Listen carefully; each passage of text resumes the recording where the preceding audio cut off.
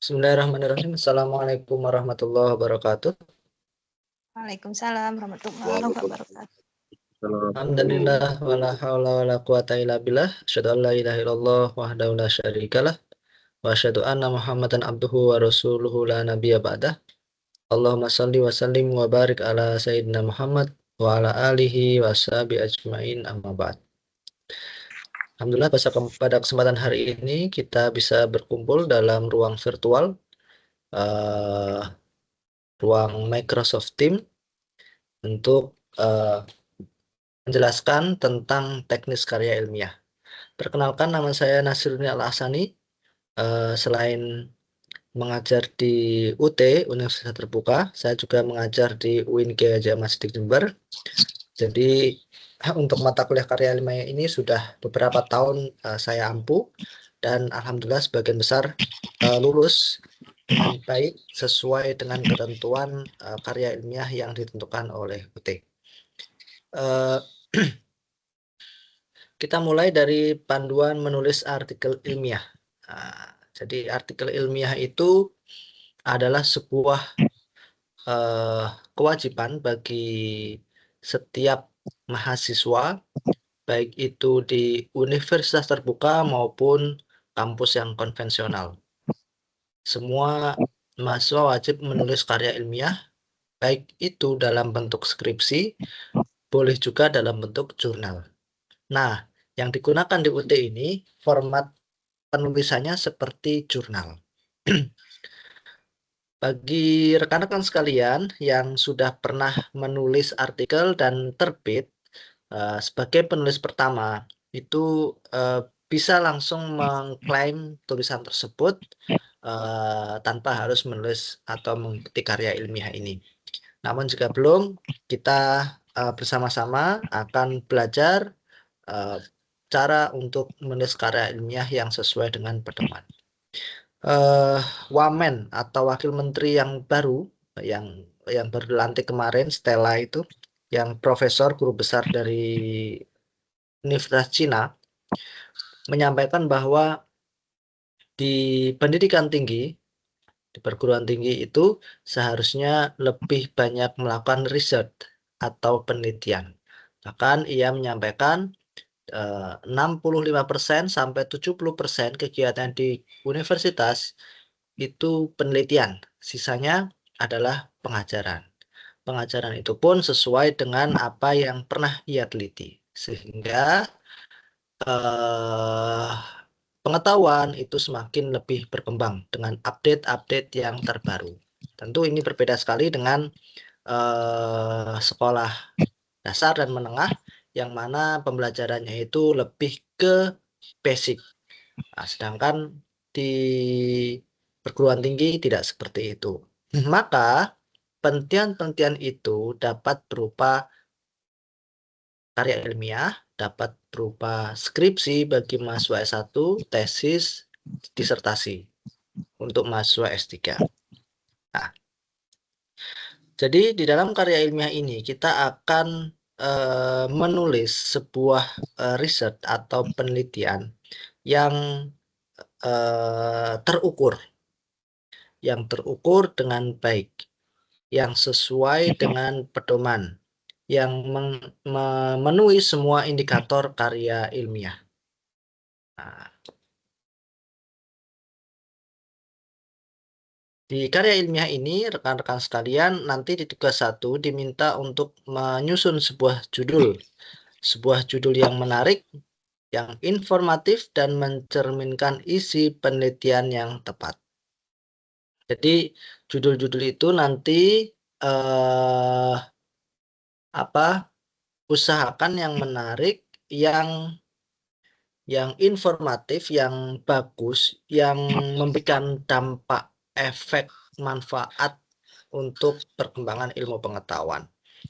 Ini saya ambil contoh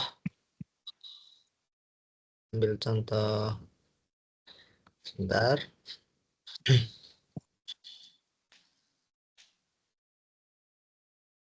Saya buka dulu dari file.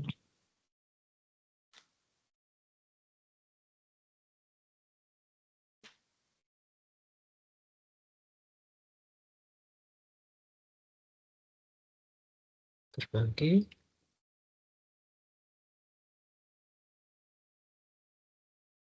Nah, ini. Kapabilitas proses kinerja layanan mall pelayanan publik di Kota Bogor. Ini contoh judul. Judulnya singkat. Biasanya judul tidak lebih dari 20 kata. Kalau dilihat dari judul ini, lebih ke mungkin apa ya, pelayanan publik ya. Fakultasnya ini Sains dan Teknologi, program studi statistika. Nah, bagi rekan-rekan sekalian yang mungkin di pendidikan, maka judulnya harus disesuaikan dengan pendidikan juga. Misalkan, peningkatan hasil belajar siswa mata pelajaran matematika melalui metode jigsaw di sekolah dasar negeri apa gitu. Nah, jadi usahakan dalam menyusun judul itu ada hasilnya, ada peningkatannya, ada efeknya, ada dampaknya, menunjukkan kesuksesan. Jadi kalau ada peningkatan seperti ini, sebelum menggunakan metode ini, nilai hasil belajar siswa itu rendah. Tapi dengan menggunakan metode jigsaw ini, nilai hasil belajar siswa itu menjadi meningkat. Nah, seperti itu. Bapak Ibu atau rekan-rekan sekalian tentu sudah atau sedang belajar juga di mata kuliah PKP. Nah, di mata kuliah PKP itu ada siklus 1, siklus 2, dan seterusnya. Nah, judul mata kuliah PKP dan karya ilmiah ini boleh sama. Jadi, sekali mendayung, 2-3 pulau terlampaui. Sekali melakukan penelitian, yaitu penelitian tindakan kelas, rekan-rekan sekalian juga bisa untuk dikumpulkan menjadi laporan PKP dan karya ilmiah. Nah, jadi satu data boleh untuk 2 mata kuliah. Yang membedakan apa? Yang membedakan itu penulisannya. Kalau karya ilmiah cenderung simple, dia 13-15 halaman. Kalau laporan PKP lebih tebal dan lebih rinci. Seperti itu. Jadi boleh dari data yang sama. Untuk penulisan judul di karya ilmiah itu harus singkat, tidak lebih dari 20 kata. Kalau PKP tergantung dosen PKP-nya. Contoh di sini, ini peningkatan hasil belajar 1, 2, 3, 4, 5, 6, 7, 8, 9, 10, 11, 12, 13, 14. Nah, 14, 15, dan seterusnya. Ini masih tergolong wajar. Tergolong wajar kurang dari 20 kata. Nah, kalau terlalu panjang itu malah tidak bagus. Makanya di karya ilmiah baik itu yang Scopus atau Sinta, judul itu dicari yang singkat, padat, jelas. Apa saja yang ada di dalam judul? Pertama tadi peningkatan, harus ada semacam peningkatan. Boleh hasil belajar, boleh motivasi, peningkatan motivasi siswa. Nah, kalau belajar cenderung lebih enak karena alat ukurnya itu jelas. Nilai sebelum menggunakan metode jigsaw dan nilai setelah menggunakan metode jigsaw. Kalau rata-rata sebelumnya itu 65, rata-rata setelah menggunakan metode jigsaw ini 75, berarti ada peningkatan. Itu cara mengukurnya. Kalau motivasi, ya itu harus cari alat ukur yang pas. Gimana motivasi sebelum menggunakan jigsaw, kemudian gimana setelah menggunakan jigsaw. Jadi harus jelas alat ukurnya, jelas peningkatannya. Pakai alat ukur apa? Peningkatan hasil belajar siswa mata pelajaran matematika melalui metode jigsaw. Jadi hasil belajar siswa mata pelajaran matematika ini boleh mata pelajaran yang lain, misalkan IPA, boleh mata pelajaran bahasa Indonesia, tergantung rekan-rekan mungkin ngajar di sekolahnya itu ngajar apa, disesuaikan.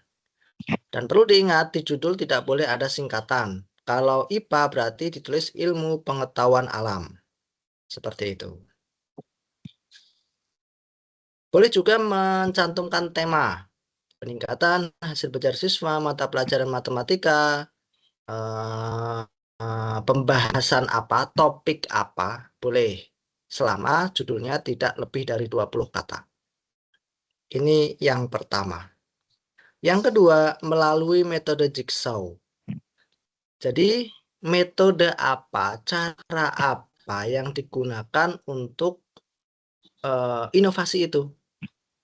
Itu harus disebutkan di judul. Supaya apa? Supaya pembaca ketika melihat judul itu sudah paham. Oh, ternyata peningkatan ini tampak dari metode ini. Nah, berarti metode ini efektif. Kalau metode ini efektif, bisa diaplikasikan di sekolah yang lain. Nah, seperti itu. Ini yang kedua, metode jigsaw. Ini saya kasih warna lah ya, biar rekan-rekan bisa membedakan. Nah, kemudian yang ketiga, harus ada lokus, tempat, lokasi. Sebentar, alarmnya saya matikan.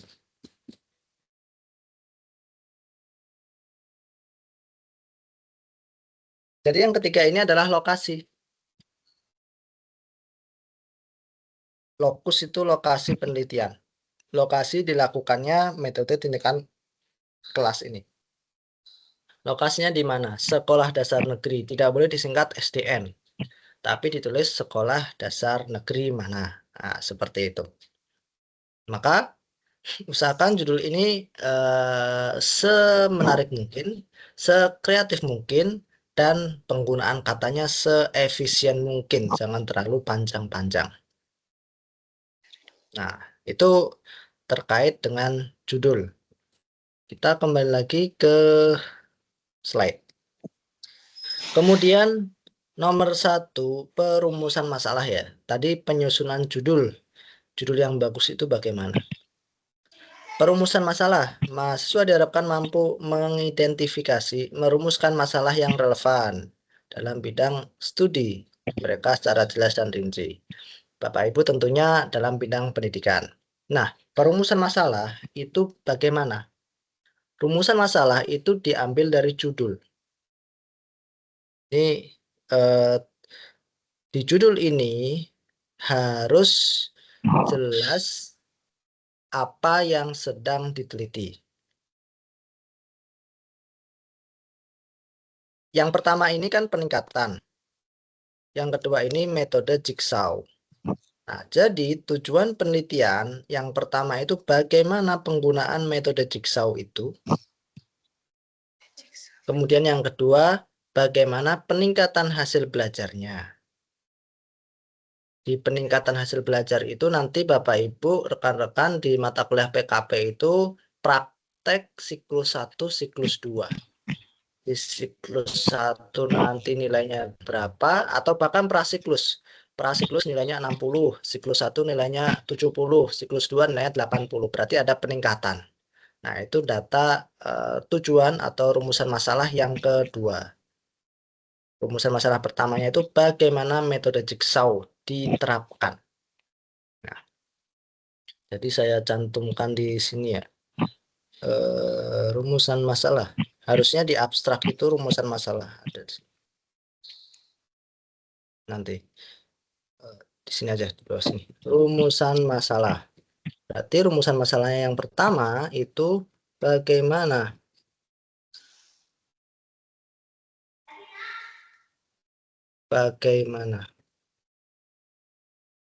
metode jigsaw pada mata pelajaran matematika.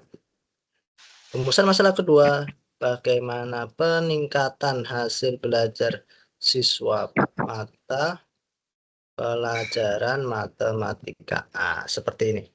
Jadi rumusan masalah itu harus sinkron dengan judul. Judulnya apa? Itu nanti rumusan masalahnya itu di breakdown dari situ.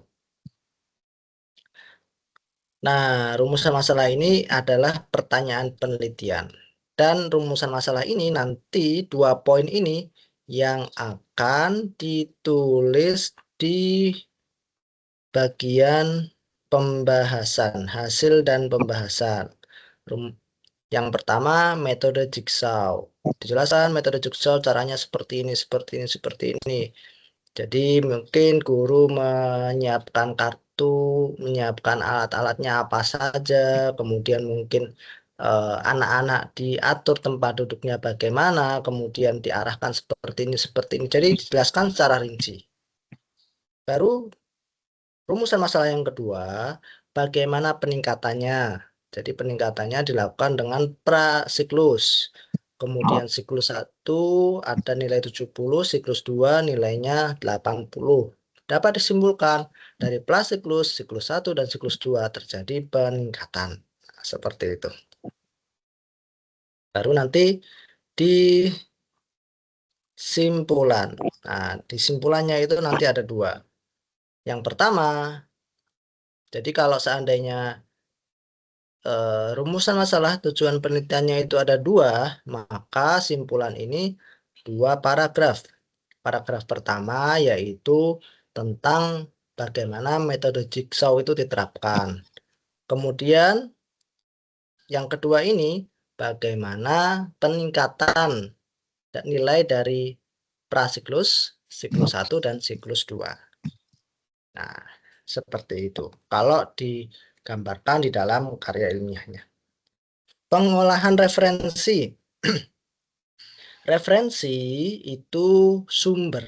Nanti rekan-rekan sekalian, kalau nggak salah di tugas 2 itu akan diminta untuk mencari referensi dari buku sebanyak 5, dari jurnal sebanyak 5. Nah, itu nanti rekan-rekan mencari referensi untuk dibahas di dalam karya ilmiah ini. Referensi boleh dari banyak. Contohnya, referensi dari Google Scholar. Jadi rekan-rekan sekalian bisa buka Google Scholar, scholar.google.com. Nah, misalkan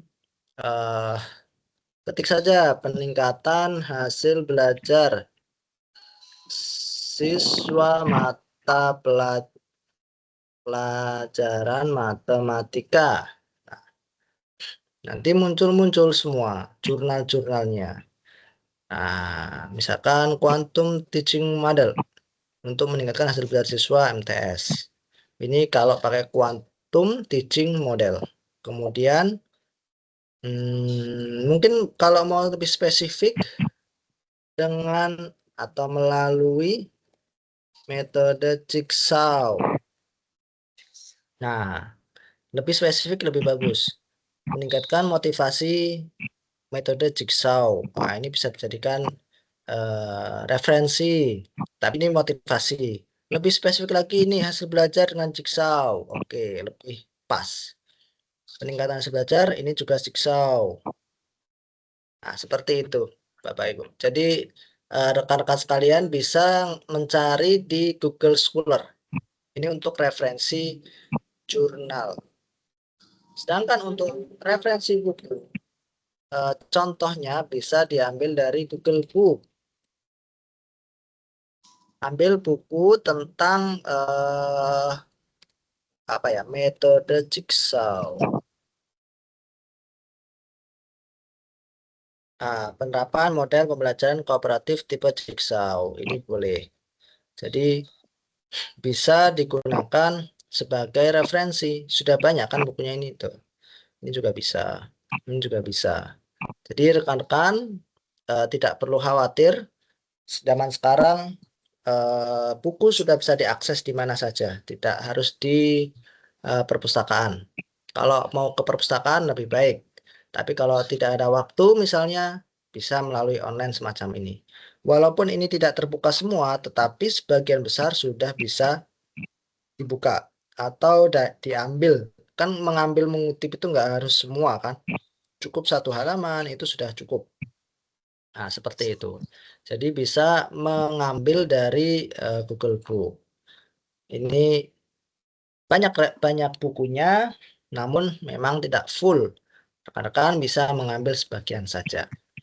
Kalau misalkan mau yang full, biasanya di Skyhub ini atau di Z Library. Ini lebih full. Tapi biasanya bukunya itu lebih sedikit daripada yang ada di Google Scholar. Dan kebanyakan mungkin yang berbahasa Inggris. Coba kita lihat ya. Jigsaw.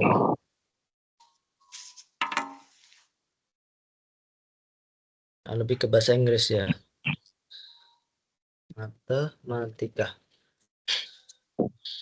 Oh, nggak ada. Memang dia lebih ke bahasa Inggris. Atau kalau ada judul apa, langsung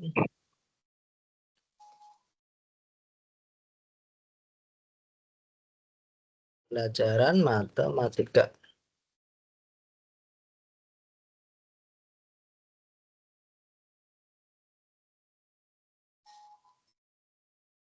Nah, ini banyak yang luar negeri sebenarnya. Kalau yang Z Library ini.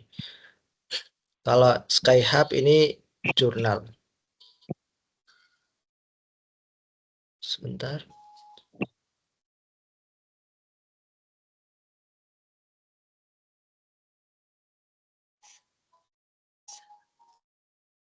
Baik, kembali lagi. Kemudian pembuatan kerangka karangan. Kerangka karangan ini adalah kerangka yang ada di dalam karya ilmiah. Kerangkanya apa saja di dalam karya ilmiah? Nah, ini rekan-rekan harus paham karya ilmiah berbeda dengan skripsi. Kalau skripsi kerangkanya itu bab 1, bab 2, bab 3, bab 4, bab 5. Tapi kalau karya ilmiah kerangkanya judul. Setelah judul apa? Nama penulis. Setelah nama penulis apa? Instansi atau afiliasi, terus abstrak, terus keyword, terus pendahuluan. Setelah pendahuluan metode, kemudian hasil dan pembahasan. Setelah hasil pembahasan, baru simpulan, bagian bawah, simpulan, terus daftar pustaka. Nah, seperti itu. Jadi, berbeda antara karya ilmiah dan skripsi. Kalau karya ilmiah seperti itu, seperti jurnal. Kemudian,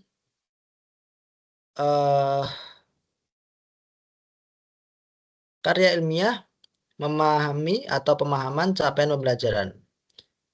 Mahasiswa akan diperkenalkan dengan tujuan mata kuliah karya ilmiah. Tujuannya untuk menghasilkan sebuah karya, sebuah penelitian melalui tindakan kelas. Dari penelitian-penelitian tersebut, biasanya para akademisi itu akan mengambil kesimpulan kalau penelitian Bapak Ibu tentang metode Jigsaw di daerah mungkin di Bandung, kemudian ada lagi tulisan dari Medan, kemudian ada tulisan dari Jawa Timur, dari Sulawesi, dari Kalimantan. Kalau seandainya semuanya dengan metode Jigsaw itu menghasilkan peningkatan hasil belajar, biasanya nanti beberapa tahun yang akan datang, puluhan tahun yang akan datang akan menjadi sebuah teori. Maka itu bisa berkontribusi untuk keilmuan. Seperti itu. Pengenalan sumber belajar. kode mata kuliah kita PDGK 4560 karya ilmiah.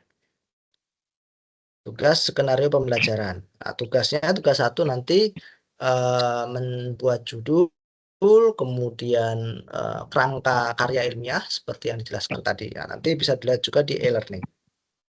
Mekanisme pembelajaran daring. Setidaknya nanti akan ada 4 web. Nah, 4 dengan Microsoft Teams semacam ini untuk bimbingan secara langsung. Kemudian rekan-rekan bisa langsung bertanya masalahnya di mana. Nah, selain itu nanti via e-learning dan WhatsApp. Kalau karya ilmiah ini memang spesial, ada grup WhatsApp-nya supaya lebih intens. Kalau mata kuliah yang lain biasanya nggak ada grup WhatsApp, cukup grup yang ada di e-learning. Kalau karya ilmiah, ada grup di e-learning, ada grup juga di WhatsApp. Nah, kalau di kampus-kampus yang konvensional itu biasanya bimbingan skripsi, nah, semacam itu. Jadi bimbingan skripsi itu lebih intens daripada mata kuliah yang lain. Konsep karakteristik karya ilmiah harus objektif. Jadi karakteristik karya ilmiah itu harus objektif, menyampaikan apa adanya, jujur, tidak boleh mengada-ada. Itu etika menulis karya ilmiah. Kemudian sistematika.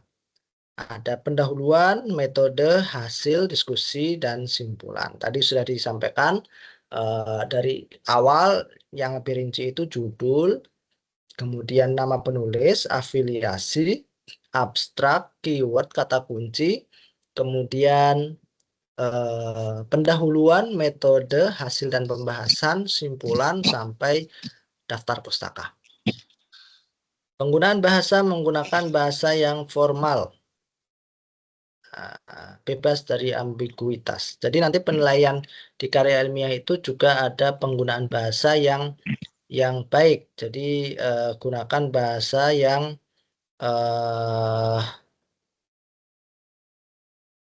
yang mudah dipahami, yang jelas, yang spesifik, dan tidak menimbulkan makna ganda. Analisis contoh artikel, isi dan substansi. Relevan substansinya, bahasanya sesuai EYD, format dan sistematikanya terstruktur. Pengutipan daftar pustaka dengan APA. Nah, daftar pustaka yang APA itu gimana sih? Jadi daftar pustaka itu rekan-rekan bisa lihat tulisan seperti ini. Kalau buku, cara menulis daftar pustakanya itu nama penulis, nama belakang penulis. Jika ada nama depan, dikasih koma seperti ini, kemudian nama depannya S, misalkan. Atau misalkan Muhammad Hasan, berarti Hasan, Muhammad. Jadi dibalik kalau di daftar pustaka. Kemudian titik, kemudian setelah titik tahun terbit dalam kurung, kemudian titik, kemudian judul buku ditulis miring, terus titik, tempat terbit, titik 2, penerbit. Kalau misalkan penerbit sudah titik. Nah, kalau tahunnya soalnya di sini, sudah di sini. Ini kalau buku. Jadi nama, tahun terbit, judul, tempat terbit, penerbit. Nah, kalau judul buku yang wajib itu. Kalau jurnal, cara penulisannya seperti ini. Ini kalau seandainya ditulis oleh 2 orang. Ini Arsidiakono. Dia G. Arsidiakono. Ditulis terbalik. N ini dan, Nuzi S. S Nuzi aslinya.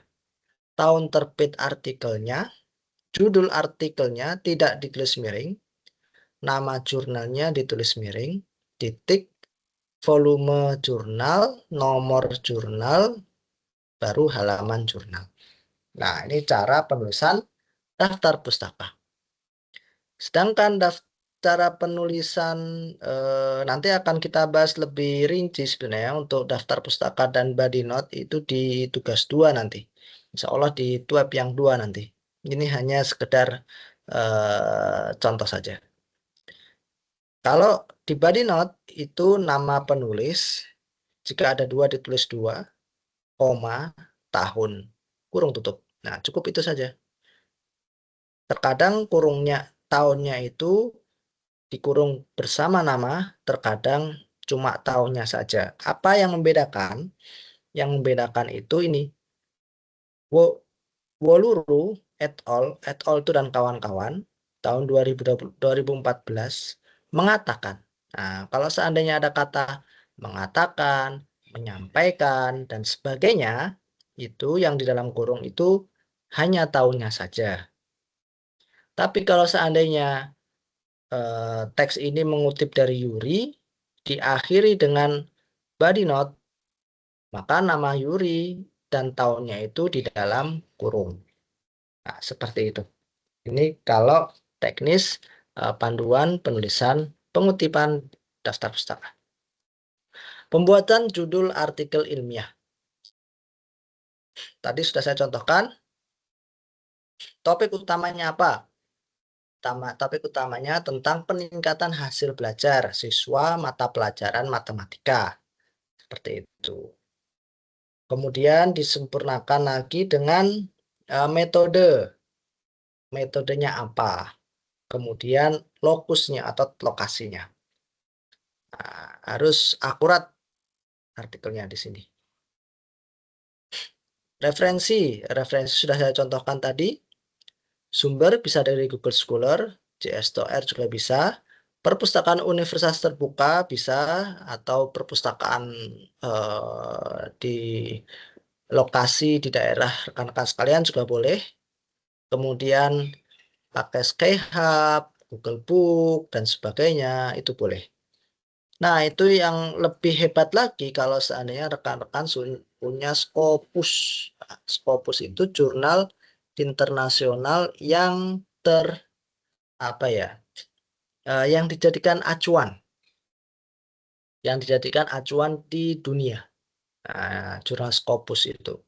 Jurnal Scopus ini kalau seandainya rekan-rekan bisa mau mengakses dan mencari penelitian-penelitian di dunia, ini bisa dijadikan acuan. Banyak sekali seperti dunia kedokteran, masalah COVID dulu itu mengambil dari Scopus. Karena memang Scopus itu terpercaya, penelitiannya itu benar-benar direview dan dicek keabsahannya. Nah, seperti itu. Jadi jurnal-jurnal tentang Scopus dunia ini jadikan acuan. Bahkan mungkin rekan-rekan sekalian pernah lihat influencer tentang kesehatan, misalkan Dr. Tirta menyampaikan tentang apa kesehatan medis apa gitu, sumbernya dari Scopus. Adire tentang kesehatan dan sebagainya mengutip penulisan artikel ilmiah yang terpercaya dari Scopus. Nah, jadi memang Scopus ini jadikan acuan kalau internasional. Kalau yang nasional itu Sinta biasanya. Sinta Kemendikbud ini yang nasional. Jadi rekan-rekan bisa mencari subjek, judul-judul artikel yang ada di jurnal-jurnal Indonesia itu di Sinta semacam ini. Education. Seperti itu. Ini banyak tulisan-tulisan dari dosen-dosen. Baik. Itu sumber. Evaluasi kualitas. Nanti kualitas artikel akan kita bimbing sambil berjalan. Ekstraksi informasi. Dari setiap sumber, fokus pada informasi yang relevan dan topik sesuai dengan fokus rumusan masalah pembahasannya. Sintesis integrasi informasi dari berbagai sumber. Struktur logis. Dari pendahuluan hingga kesimpulan harus ada alur yang jelas. Tadi saya contohkan di sini Nah, cara membuat judul itu harus jelas. Dari judul di breakdown menjadi rumusan masalah. Rumusan masalah 1, rumusan masalah 2. Rumusan masalah 1 dan 2 ini nanti akan dibahas di hasil dan pembahasan. Rumusan masalah 1, rumusan masalah 2. Kemudian dari pembahasan dituliskan di simpulan. Kalau 2 rumusan masalah berarti 2 paragraf. Paragraf pertama menjawab rumusan masalah 1, paragraf 2 menjawab rumusan masalah 2. Nah, itu maksudnya terstruktur logis, nyambung semua dari awal sampai terakhir. Jadi eh, bisa bisa enak dibaca. Dan perlu diketahui karena karya ilmiah ini merupakan penelitian tindakan kelas. Jadi semua isinya itu adalah harusnya 75% berisi data di lapangan. Jangan sampai cuma hanya mengutip dari buku-buku saja, jurnal-jurnal saja, data lapangannya nggak ada.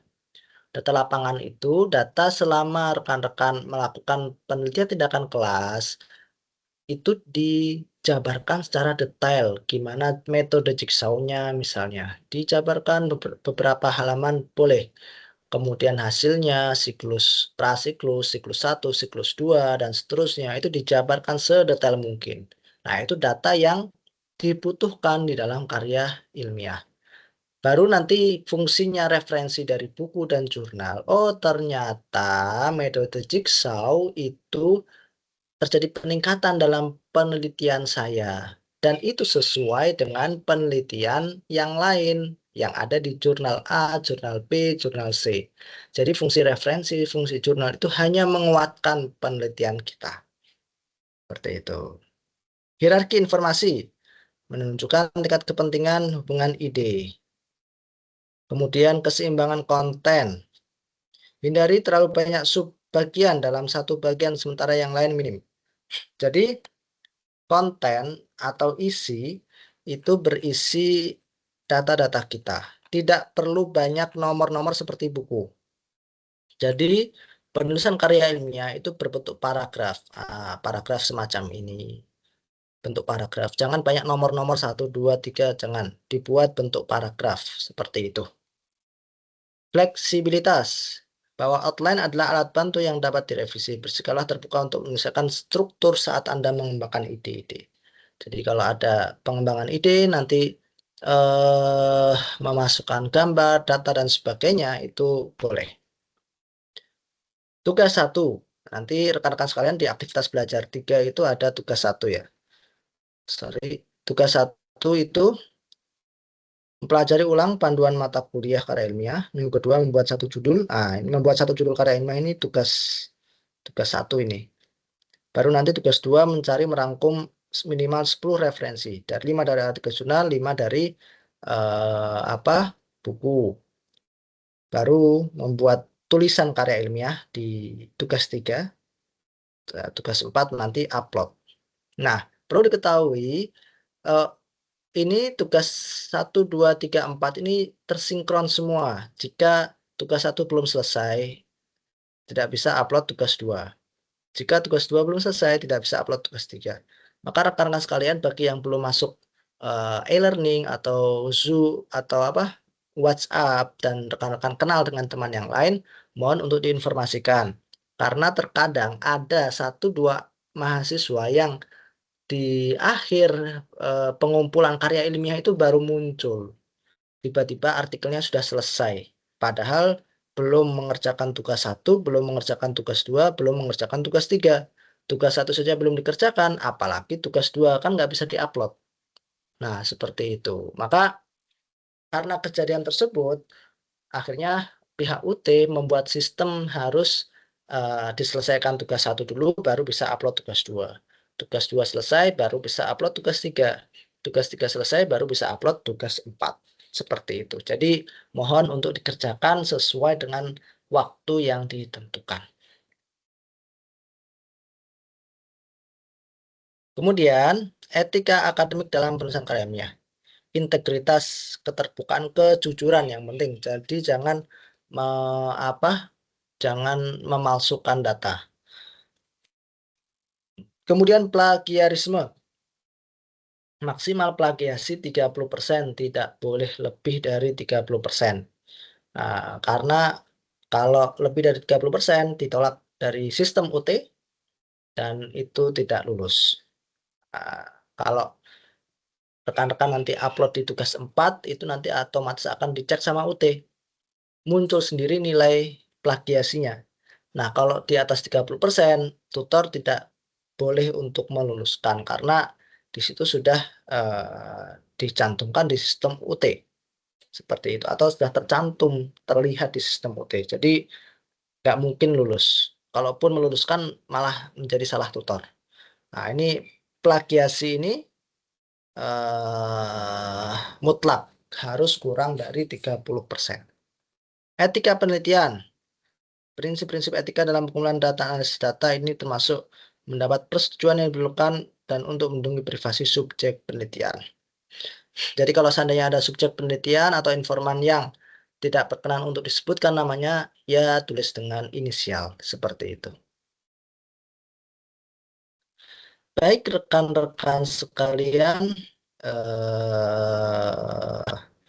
itu penjelasan singkat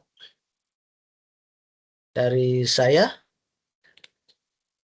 Mungkin kita ini ya, sesi foto sebentar supaya tidak lupa. Setelah sesi foto, kita ada sesi tanya jawab seputar mungkin ada yang belum paham atau kendala-kendala yang terjadi selama ini dan seterusnya. Seperti itu. Mohon untuk open kamera sebentar agar kita bisa memberikan bukti kepada UT bahwa kita sudah melakukan TWEB pada hari ini.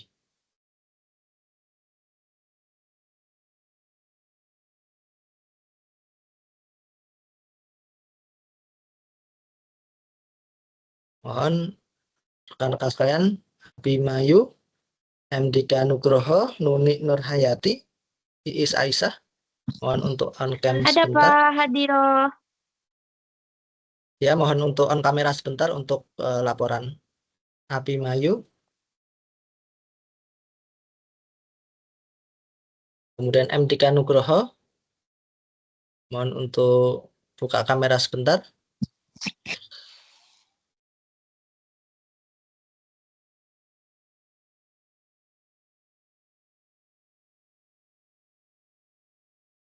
Tinggal Abimayu.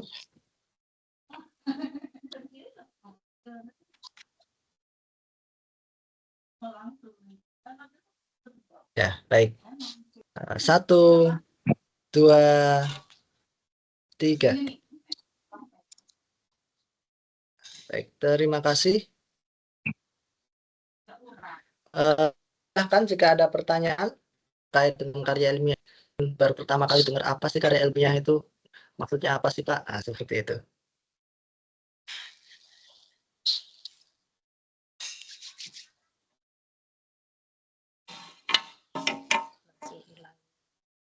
Ibu Darnila ingin bertanya?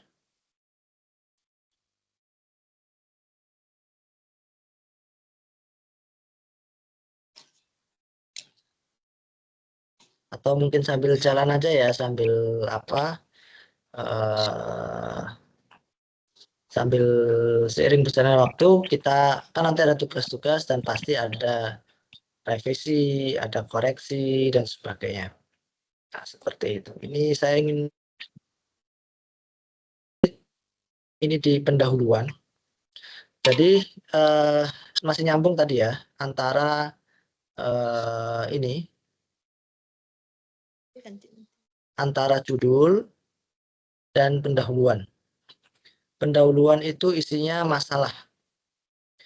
Jadi kalau seandainya judulnya diangkat meningkatkan hasil belajar siswa melalui metode jigsaw, nah, idealnya pendahuluan itu menjelaskan tentang di pembelajaran di STN ini nilai matematikanya itu rendah di bawah KKM, sehingga perlu ada inovasi baru untuk meningkatkan hasil belajar siswa. Maka perlu metode baru. kasih tahu buktinya KKM-nya di bawah nilai rata-rata di bawah KKM, misalkan 55 seperti itu. Nah, itu kan menjadi masalah. Namun dengan metode Jigsaw nilai KKM bisa meningkat menjadi 80%. Nah, itu letaknya di pendahuluan. Jadi pendahuluan itu adalah masalah. Dengan adanya masalah itu, maka layak untuk diangkat menjadi sebuah penelitian. Nah, jadi pendahuluan isinya masalah yang ada itu harus diselesaikan dengan penelitian. Penelitian yang Bapak, Ibu, atau rekan-rekan lakukan mungkin di sekolah rekan-rekan tempat mengajar. Seperti itu.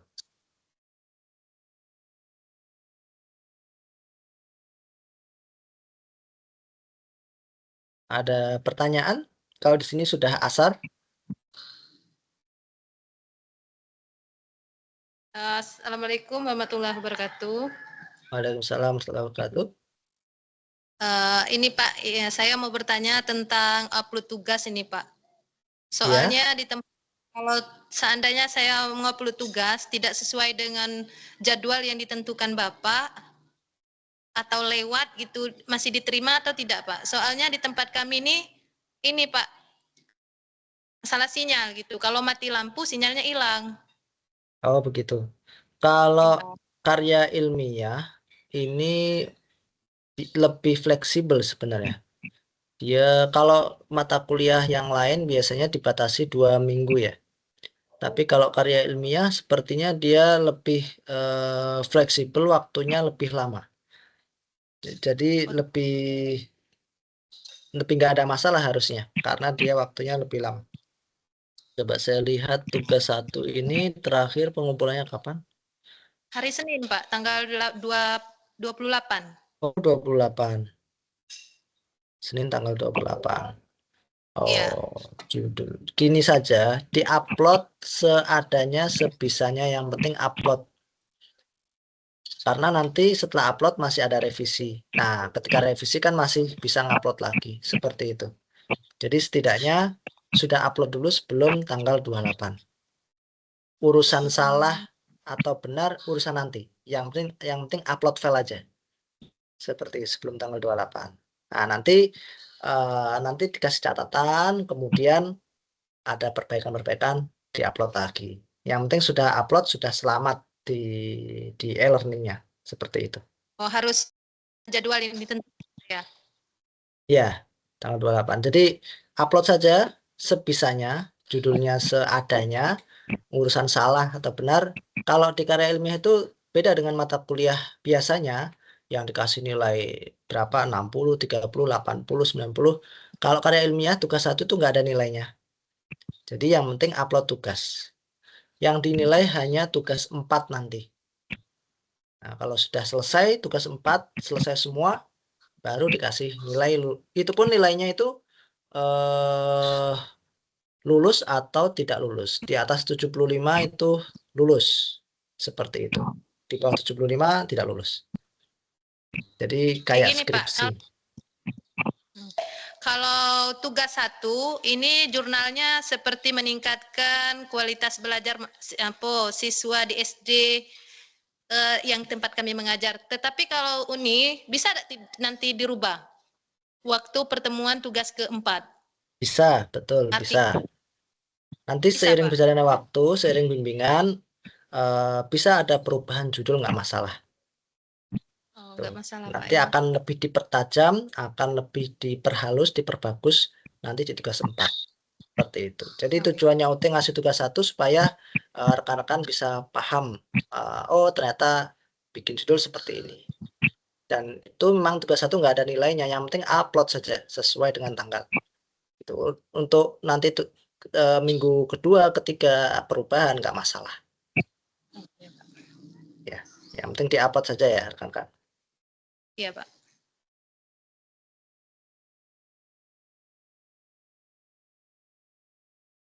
Ada pertanyaan lagi?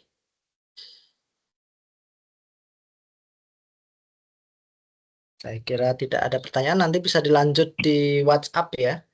Jadi sangat terbuka sekali, jika ada pertanyaan di grup WhatsApp, nanti akan saya jawab langsung di grup WhatsApp. Atau di e-learning juga nggak apa-apa. Seperti itu. Baik, terima kasih atas kehadirannya rekan-rekan sekalian. Semoga web ini bermanfaat bagi kita semua. Dan semoga selalu diberi kesehatan, sehingga kita bisa menyelesaikan mata kuliah ini sampai akhir semester. Amin ya rabbal alamin. Marilah kita tutup dengan baca hamdalah. Alhamdulillah rabbil alamin. Subhanakallahumma bihamdika asyhadu an la ilaha illa anta astaghfiruka wa atubu ilaik. Allahumma muwaffiq ila aqwamit. Wassalamualaikum warahmatullahi wabarakatuh.